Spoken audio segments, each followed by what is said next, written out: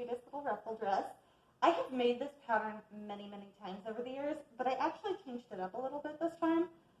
There is elastic on the inside of the bodice to kind of cinch it in instead of having that button fastening on the side like the pattern wanted. Another alteration is I have the straps going to the back where there are the same adjustable straps for the buttons. Overall, really cute. I really liked working on it. As I said, I've made this pattern so many times because it is a guilty pleasure of mine. I love it. This was mostly recycled fabric along with the overalls that I made. These were actually used for bowl cozies, and I have just the strip of fabric, just enough to make the ruffles for this dress, and that was it. And then this fabric, same thing. It was leftovers from the bowl cozies that I made, and so it's just an overall recycled dress, and that is a really good thing to do, is recycle materials that you have to make something new. This is my ruffle baby dress. So it does have 4 layers. I chose to make each one different. And you can kind of see that I am using the same fabric as I did for the overalls. So here's my back, here's my front, here are my straps.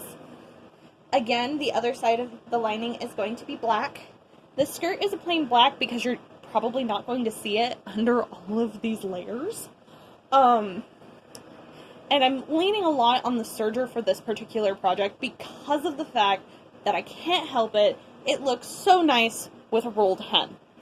Rolled hems are amazing. I am not going to, that is my thing for ruffles. And so you're going to see me use a lot of the serger on this particular project because I just like how it finishes so well.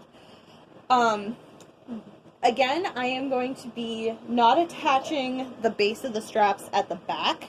I am going to put them at the front.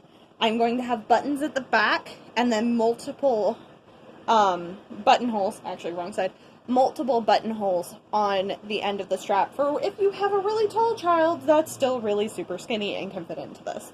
Again, there are going to be buttons on the bodice so that it opens and then you can slide the child up in there. Of course, this is a skirt, so you don't have to worry about diaper access except for what you put on underneath it. I'm going to jump right into this project because I'm super excited about it. This is one of my favorites when I was cutting it out, that I was recycling a lot of stuff because a lot of this, like you can tell this one's slightly too thin, but it's at the end so nobody cares. And just having a lot of fun with this. I'm going to show this first 2 ruffles on how to start with the serger. So I already have the chain going. I'm just going to go ahead and this blade is going to cut off this excess and sew on the straight line that it creates. See? And you just let it keep going and trim. That is how you do a serge seam. I'm doing that twice. Oh, looks like that is a little bit off. So let's go. Oh, that would be why.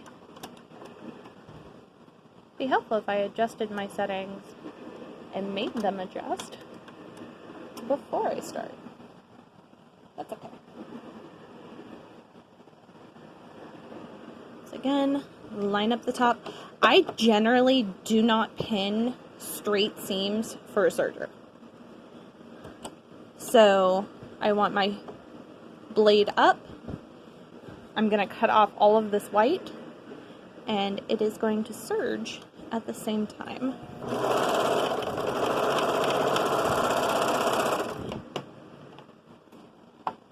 Still a little loose, but I will finagle with that. Okay, so for the ruffles, I first have to connect the side seams, which I'm going to do on the serger. I'm only going to model 1 out of the 4. Remember to leave a tail.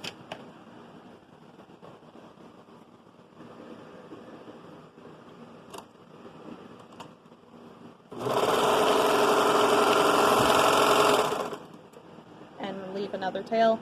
I'm going to go ahead and do rolled hems on all of the ruffles and then move on to the gathering and then redoing the seam and attaching it to the skirt. And I'm going to do that on the sewing machine instead of the serger because of how these go on. So I'm actually going to roll hem both sides and then attach it to the skirt with the sewing machine. I'm going to show how to finish the ruffles before you start doing the bias. So I'm going to do what's called a rolled hem on both the top and the bottom of each ruffle. I'm only going to show one because this would be too lengthy if I do too many of them. So I'm going to hem off camera because I figured out that sergers are a very different beast when it comes to attention. They very much like your sole attention on them, right where they can feel like you know what you're doing.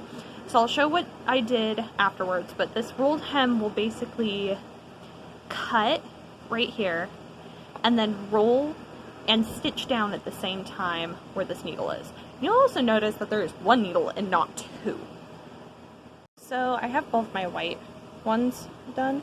I realized afterwards that I could have totally not done the top of this one because it's going to be in the bodice anyway, but that just means I might have to hem the final skirt a little bit to make up the little bit that I cut off of that one. I also have this one done. Again, it looks just so much nicer because even though this is going to be sewn under the previous one, it's not going to be like this. It's just going to be sewn down as is, which is just going to make the ruffle flounce so much nicer. I'm going to do the black ones off camera, and then we'll attach them all to the skirt. For basting strings, you want to go from one side seam to the other, leave long threads, make your stitches longer, maybe loosen your tension, and you're stitching the top of your fabric and not the bottom because the top is where you're gathering. Stitch from one side seam to the other.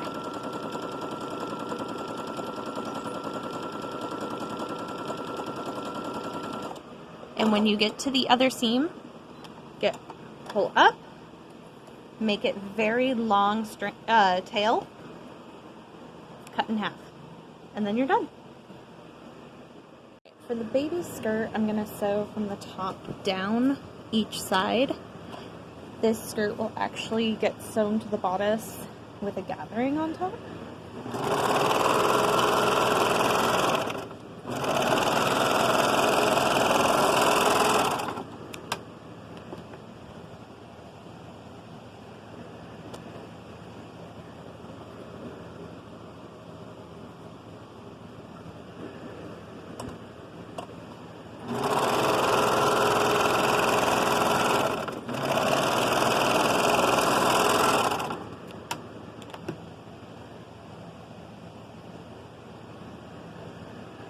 Onto the machine it goes. Pardon the noise in the background. The kitten is currently going quite bananas over some shipping material that I left out for him to play with. So, when you get to the straps, this is going to be the same process on both the ruffle dress and the overalls. You're going to have two strips of fabric and you're going to put them right sides together and you're going to pin and then you're going to sew. Well, you could pin it, or you could be like me and very, very naughty and just sew it, but so you're going to sew this and you're going to backstitch at the beginning and the end.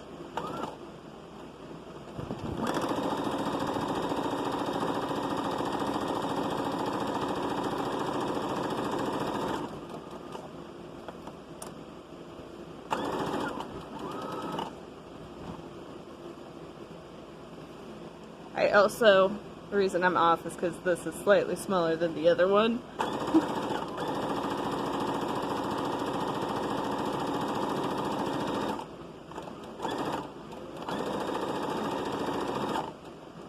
Okay, so when you're done with this, of course, trim your ends every single time. Trim your excess threads. Nothing drives me battier than forgetting to do that.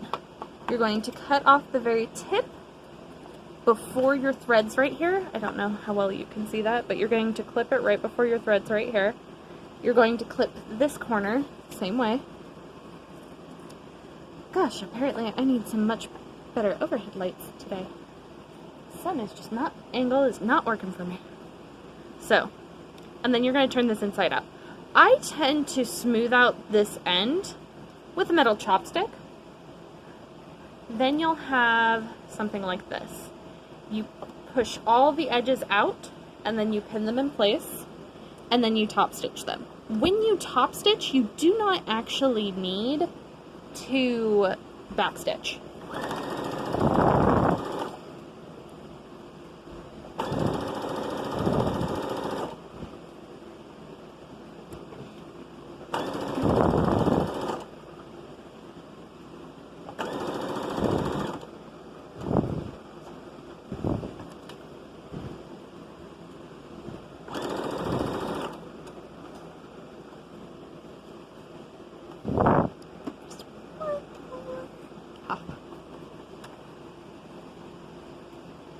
Of course, cut your strings while it happens to be here. Makes the most convenience. And then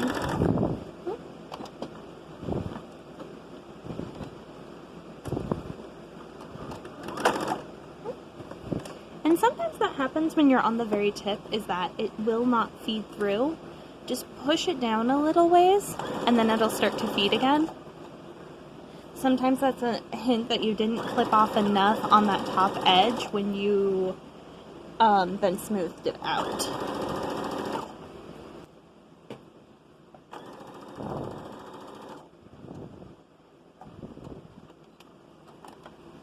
And then nicely top stitched. When you do this, it makes it keep its shape a lot better. When I add the buttonholes, it will actually add a little bit more stiffness to it so that it helps the buttonholes retain their shape with the pull of the material. I'm going to go ahead and finish up the other one off camera and do some movie magic. So if you haven't noticed, my teaching style tends to be, if I could teach you how to do it by the pattern, then you wouldn't have any fun. So for the ruffle dress, I'm going to go not with the button closures. I'm okay with them on the straps because it's going to be on the back instead of the front where you can't see them. So I'm going to go ahead and I'm going to sew the front and back together at the sides because I have a plan.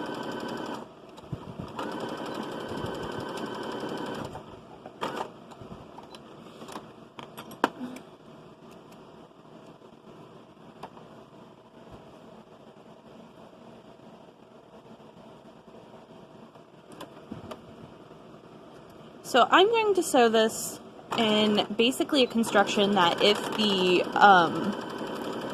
sides did not need closures or fastenings at all, because I'm just going to cheat and put elastic on. So I'm going to sew the front and back together. This is the front. I've sewn the front and back together. I'm going to sew the lining to the front, but I'm also going to first pin the straps, which are already done, to the front, because I want them to curl in such a way that they go up over the shoulders and then they can crisscross or whatever you want in the back. And there's going to be multiple buttons, holes for them, because I am a firm believer in adjustable sizing. Ignore that, that's just the kitten and Ranger playing. Or rather, the kitten playing with Ranger, and Ranger's clearly not in the mood for it. My kitten has no manners. That's Ranger's problem, though. He's supposed to teach him. So...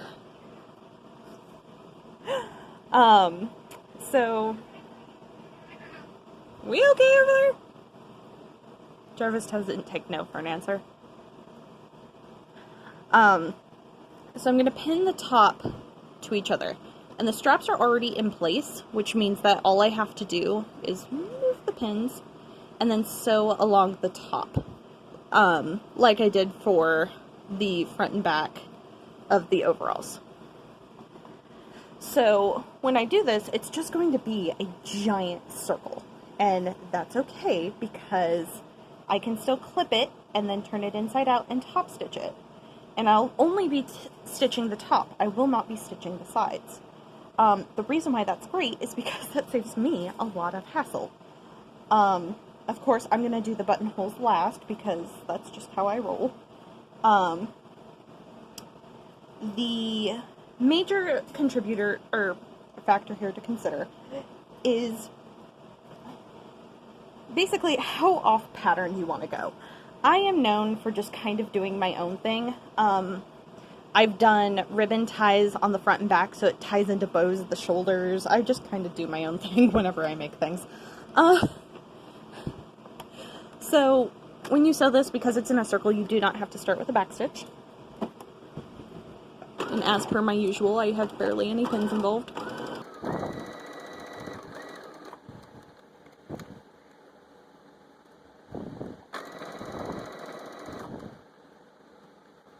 we go. Giant circles for the win.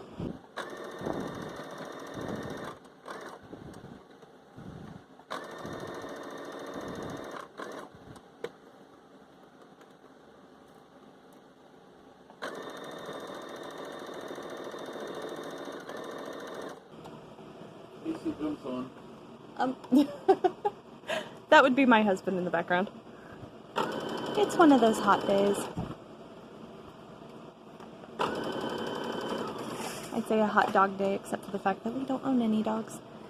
Do not forget to trim your threads, because they can and will gum up your machine. I also love how gentle of a curve the armpits are. Okay, and then you do as before, which is clip the corner, or trim the corners, clip the curves, and then turn it inside out and top stitch what you just sewed.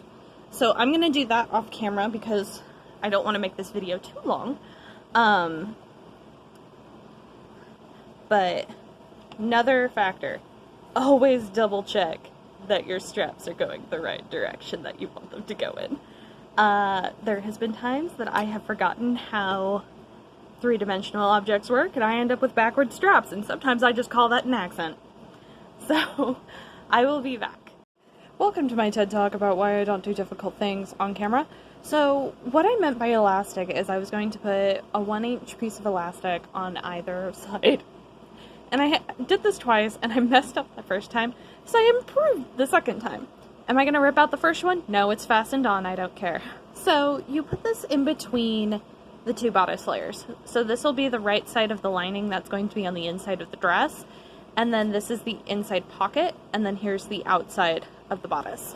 So what I did is I did what I just learned to do, actually, for another dress, is I tacked this down in the center, I stretched it out and tacked these on either end, and then I flipped it over, and I stretched it and sewed all the way around.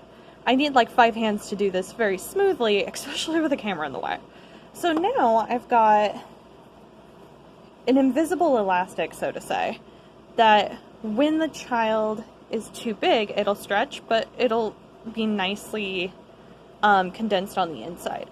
So it'll still allow movement, it just looks really pretty and very smooth on the outside, and has a fastening that can tighten or loosen depending on how big the child you're putting on is.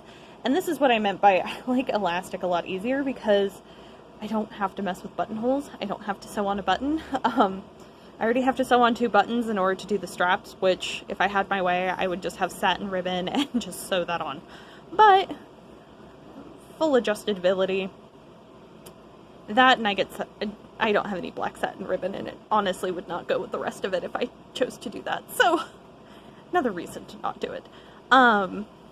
Although I wonder if I have any of that spiral fabric left to make a bow for the back. I'll have to go look. So when you do this, what it does is it allows the fabric to condense and wrinkle like this while leaving the outside smooth. It may bulk out a little bit on the outside fabric if it is fully condensed like this on the child, but it's not going to be as noticeable, whereas if the dress is getting askew because it's just so loose on the kid. as the kid moves, because anyone can attest, if they've had children, that they move all the time.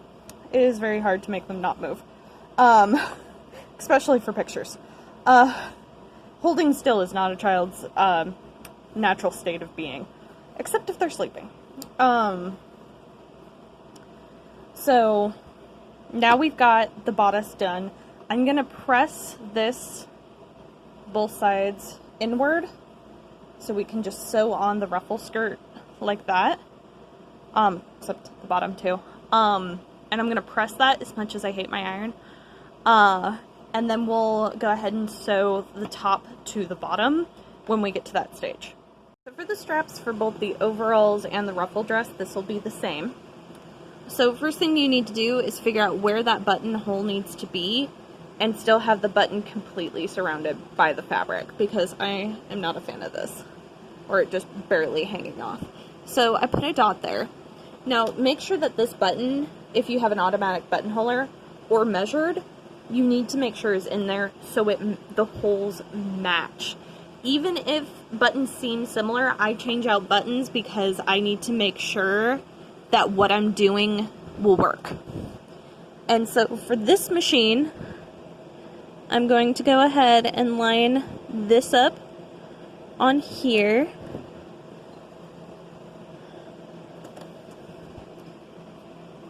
And if you put your button down, you should vaguely be able to see how large your buttonhole is going to be. You can also just make it on a test piece of fabric that isn't, you know, black like this is, and put it down.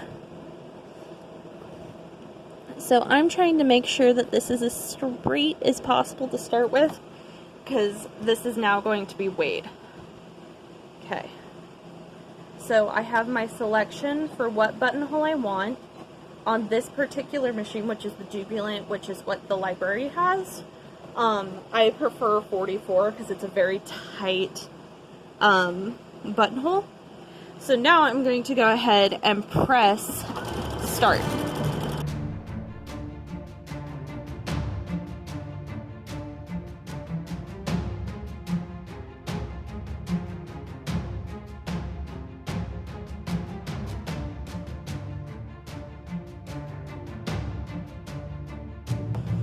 Okay, and there's your buttonhole.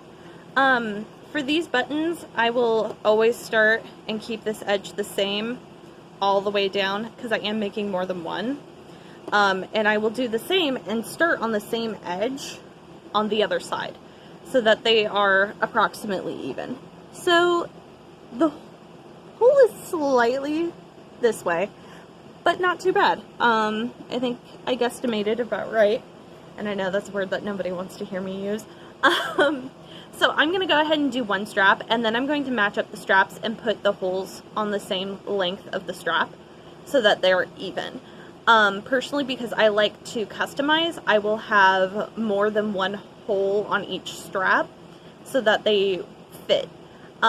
This is the same process on that I will do for overalls and for the ruffle dress. I'm just going to use the same clip for both because of the fact that it makes my life a little bit easier.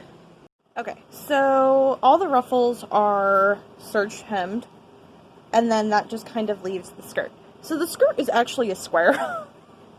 So for the most part, the ruffles are more or less the same size. I'm going to show you the black ones real quick. So you're going to gather them and then sew them on. The thing is that if on the bottom ruffle you were to sew it into the bottom of the skirt, then it's not going to lay the same as all the other ruffles, which is a problem. So in order to make sure that all the ruffles lay kind of similarly instead of us having a random one, I'm also going to roll hem the edge of the skirt because of the fact that I do not want that to occur. I want this to lay nicely. And so I'm just going to roll hem the bottom of the skirt. Keep in mind that when you do a rolled hem like this, it can also be a lot more flexible. So if this was going to be just an exposed hem without a ruffle on it, you have to keep that in mind of how it's going to lay.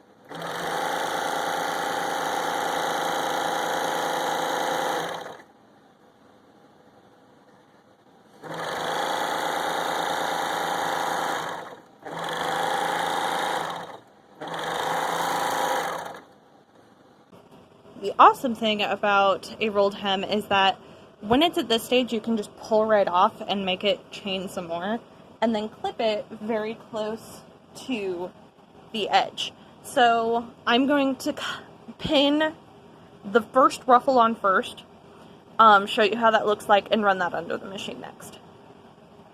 Okay, so we're at the skirt ruffle part. So originally what this pattern wants you to do is go from the top down. I'm not doing that. Mostly because these fabrics are all recycled, so they're not the width that they originally wanted for the ruffles. So I'm not going to do that because I wanted to be able to roll hem the bottom of the skirt, which you can't even see with black on black. But I wanted to roll hem that so it was nice and neat on the bottom. And it's really hard when you already have a ruffle attached to go ahead and do that. So what I'm doing is I'm going from the bottom up, which makes this so much easier in a lot of different ways. So what I'm going to do is the top, just hiding over here, is going to be connected here. And honestly, this skirt is a box, so it really doesn't matter if I start from the bottom up or the top down. I'm just going to do the ruffles my own way because I've done this pattern so many different times, and these lemons are just so cute. I had to put them together in something, and I decided ruffles would be perfect. And this was recycled too from bowl cozies I made from home. So when you're doing the bottom up, so I'm going to move these ruffles out of the way because I will show you how to connect the next ruffle. Sew a basting stitch from seam to seam, and I generally go a longer length than a tighter gauge because it generally makes it a lot easier to tug on everything without a lot of excess string.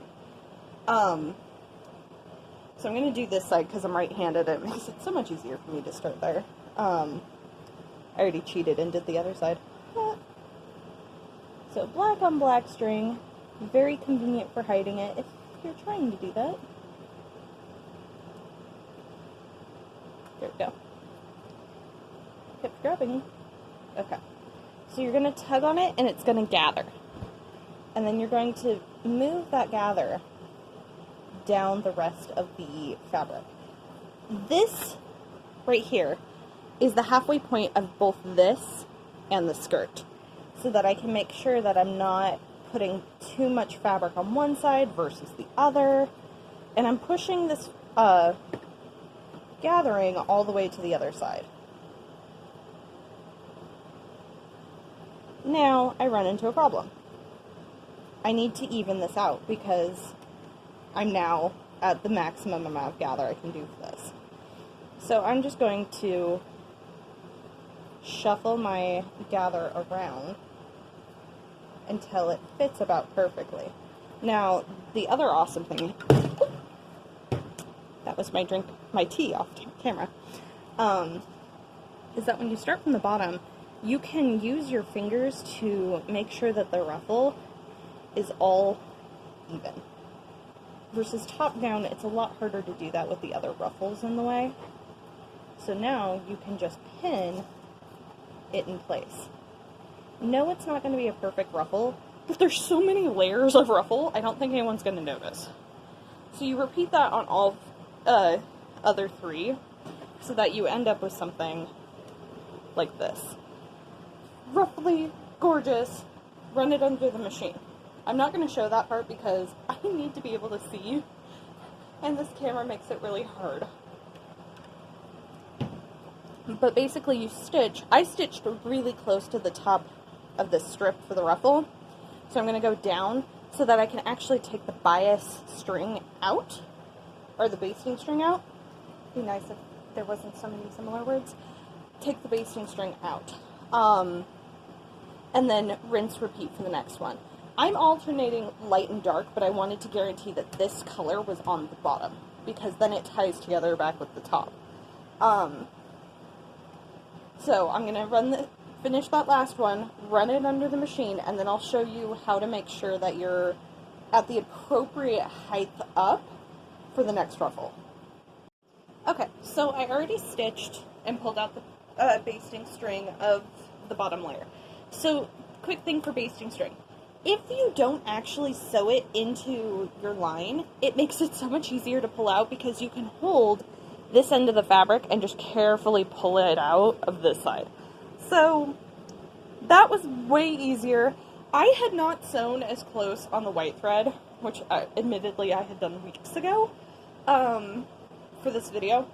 So when you do this next layer, I pre-gather a little bit and I mark where the center is, because there's a faint crease right where the center is on this skirt. So I'm going to match that up and just kind of see how far up I can get away with the ruffle to still have it barely overlapping the previous one. And that seems to be about perfect. So I'm going to go ahead from the top and pin that. Okay. Pacing like a predator over here. Okay. So, and then I'm going to gently tuck that in to this side. Okay, so I'm going to keep pulling and gathering this section now that I've figured out where my sheet line is.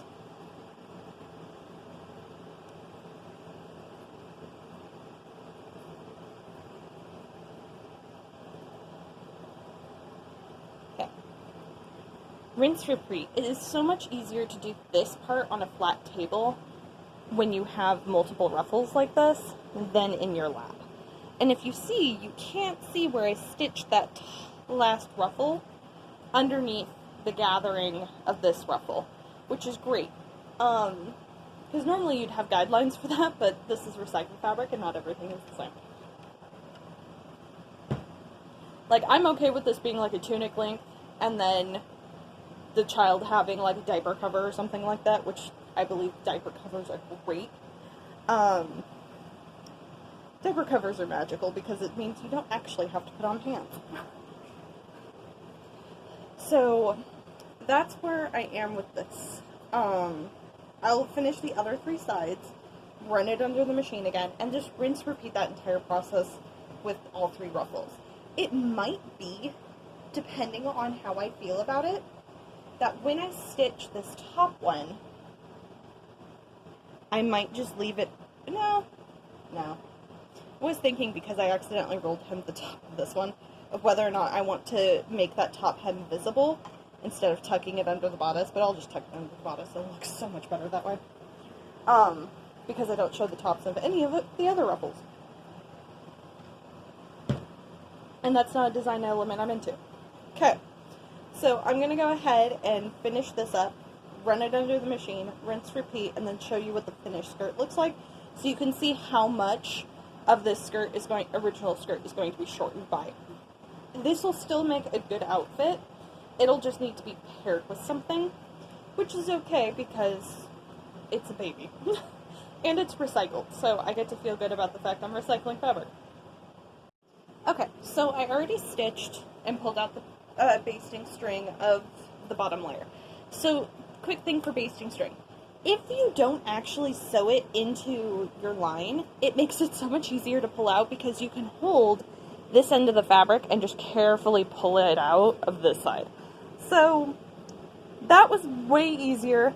I had not sewn as close on the white thread, which admittedly I had done weeks ago for this video. So when you do this next layer, I pre-gather a little bit and I mark where the center is, because there's a faint crease right where the center is on this skirt.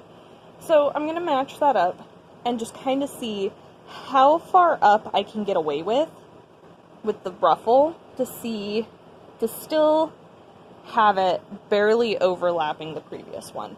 And that seems to be about perfect. So I'm going to go ahead from the top and pin that. Okay. Pacing like a predator over here. Okay. So, and then I'm going to gently tuck that in to this side. Okay, so I'm going to keep pulling and gathering this section now that I've figured out where my sheet line is.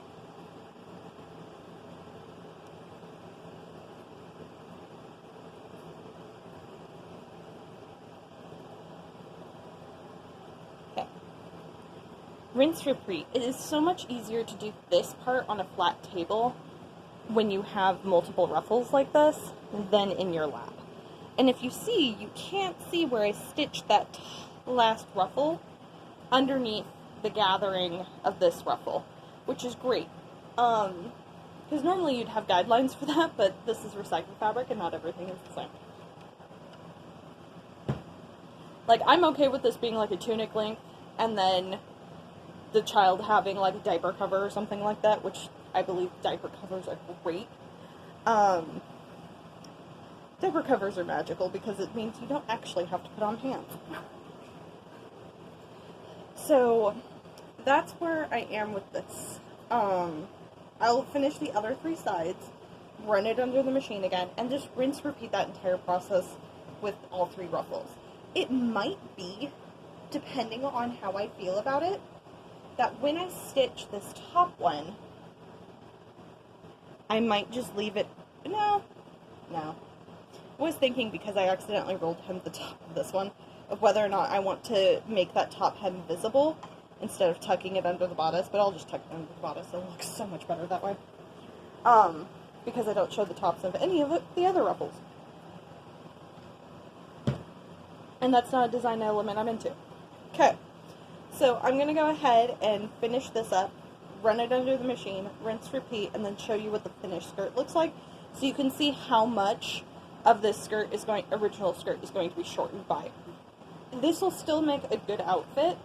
It'll just need to be paired with something, which is okay because it's a baby. And it's recycled, so I get to feel good about the fact I'm recycling fabric. Okay, so at this point, I'm going to be honest. I made a design change. At this point, this looks good. It looks cute. Really cute.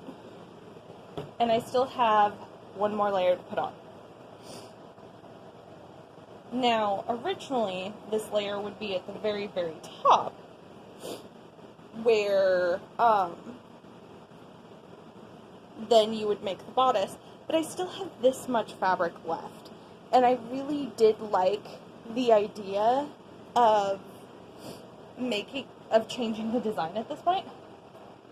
Because if I have this much, then instead of me having to gather both of these layers in order to connect to the bodice, I only have to gather this one. And then at that point, there is a deviation between the skirt and the bodice. And I think that would be absolutely adorable. So, as much as I don't want to change to white thread, I'm changing to white thread to sew this on, because black thread is going to be too obvious and nobody's going to like it. Because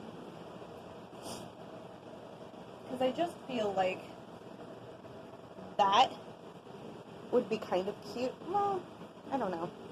Now I'm contemplating. Because that would be cute anyway. Now I'll just shorten it. Thank you for coming to my attempt to design change. At this point, this would make a cute skirt. So if I was just going to sew this top layer with a white and then put a waistband, it would look really, really cute.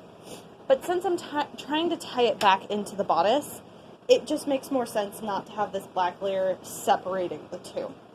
So I am going to go ahead and baste this in black to the skirt, take out the white basting, and then pull and connect it to the bodice, and then sew the bodice. So I will show you that's the actual sewing everything together, because I feel like that would be a really good place to kind of show you where everything goes. And yeah, I know the black thread is really showing underneath this layer, but I also kind of like it, because I didn't want to change constantly back and forth between black thread, white thread, black thread, white thread. So this is where I'm at the moment. Plus it also makes it look so much better on the inside. So this is where I am at the moment. I'm going to connect this to the skirt, baste from seam to seam after it's gathered, so that I can gather it again to put into the bodice. Alright? Let's try it. Okay. Woohoo! So we are at this point. I trimmed off the black and I am recycling it. I didn't just throw it away. I have a huge bin / bag of scraps for other projects, or from projects for other projects, which is actually incidentally where I got the fabric for this. So I'm going to go ahead and connect the bodice to the bottom. If you want to see this process, because I am working with something so small it would be hard to film, look at the pinafore or the spaceship dress. Same similar concept, just a full circle, no, it's just a full circle. It's not going to have, like, the zipper or the buttons in the back. Well, there are buttons in the back, but not the same as the pinafore. Or the dinosaur dress, depending on how it got titled. Okay, so I'm going to do that, and then we're going to move to filming the last step of this dress. I'm so happy for this dress to be almost done, because ruffles take such a long time to do, but don't they look so darling? Woohoo! So we're at the point where I have the skirt and the bodice pinned together, and I just need to top stitch the bodice. So I'm not going to show that on camera because it's really hard for me to sew through a camera on something that's baby-sized. But I just wanted to show that I did do this. I matched the seams on the side first and then just gathered. It was very difficult to gather this, surprisingly. Like, I had to redo my basting threads twice because they kept snapping. I have it pinned now, so and this is the back, and I already have it crisscrossed. Isn't it cute? So I'm going to finish pinning this, and then you'll get to see the final result. If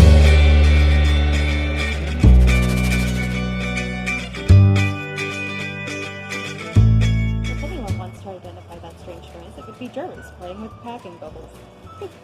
And his tinsel pom-pom, which is right there, that he's going to realize is better and attack it. And there we go. If you like this video or want to see others just like it, or just like the kitten packs, please like, comment, and subscribe.